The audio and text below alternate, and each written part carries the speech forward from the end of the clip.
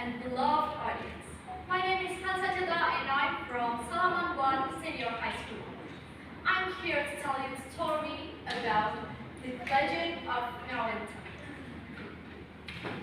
In the heart of the 8th century Mataram kingdom, nestled near the solid slopes of Mount Rambi, stood a cluster of sacred temples dedicated to majesty.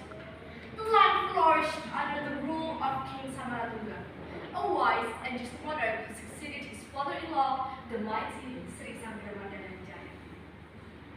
Beside him reigned Empress Kusumamadani, radiant and beloved, and its shadows lured his ambitious concubine, Nikantan. I wear all these jewels, live with this precious gold, but it's not enough. She's carrying his child, she stands in my way. That crown should be mine. Nikansumir's heart festered with envy. She longed not for affection, but for the crown. In her desperation, she turned to the palace's dark blade, Gigaga Bamam, a man as swift as he was loyal to power. I'll give you what you want. Lands, gold, everything. If you make her disappear, she whispered to him with just listening ears. That night, as the moon rode beneath the horizon, Gigaga crept suddenly into the empress chamber. He lifted the sleeping empress and carried her deep into the Wunawana forest, a forest that feared by man and ruled by beasts.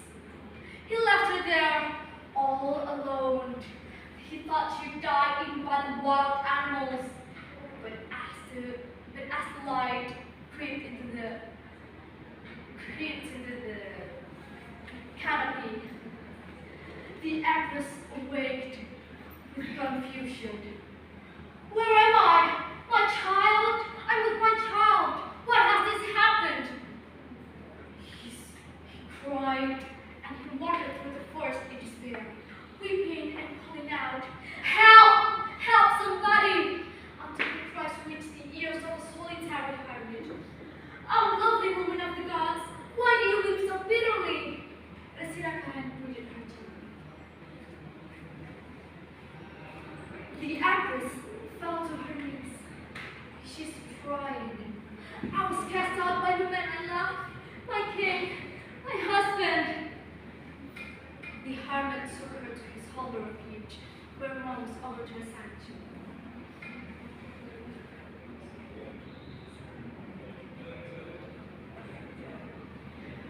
Convinced that her husband had betrayed her, Kusumawadani swore never to return.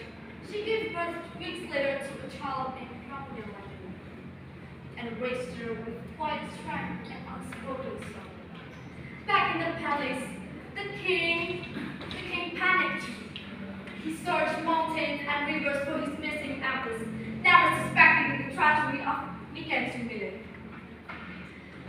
After years of fruitless searching, he surrendered to grief.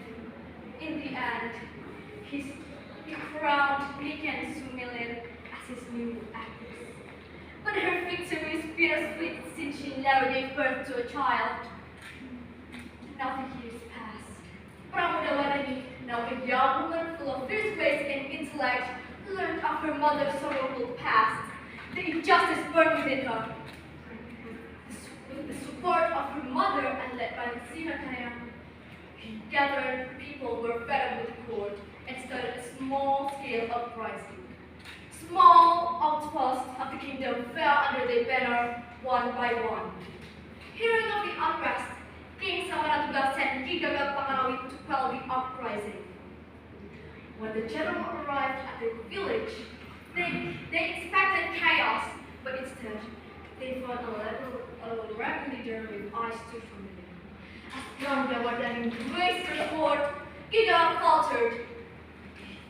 He looked just like the woman who he once condemned to die.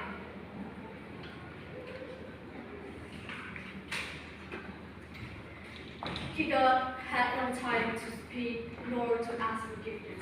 In the first clash, Pramudawadani struck him down. In the end, When news of Kigala's death reached the palace, King Samaratungga decided to lead his army himself and met Pramuda and her mother. Sumawardhani, is it truly you? He asked, stunned. Sumawardhani, sword in hand, hesitated, her heart full of sadness. Why did I prepare? You betrayed me, banished me. The king staggered back, wounded not by sword but sorrow. Never. I have searched you all these years. My heart was torn when you vanished. I believed you lost to the gods. Disbelief battling with the truth in his voice. Sumawardhani lowered her sword. If not you, then who? Together, they returned to the capital, not as enemies but seekers of truth. The investigation took months. Spies combed the palace, monks recalled old stories. Eventually, the truth surfaced. Nika and Sumilir had betrayed the kingdom. He suspected with Gigalat to get rid of herself. Nika and Sumilir, by greed and treachery, you are stripped of title, banished from this kingdom, leave, and never return. News of her punishment reached the ears of Sumawardhani, who went, not with triumph, but sorrow. In gratitude to the Sinakaran for saving his daughter and wife, the king commissioned a temple on the very land that now called the Narada.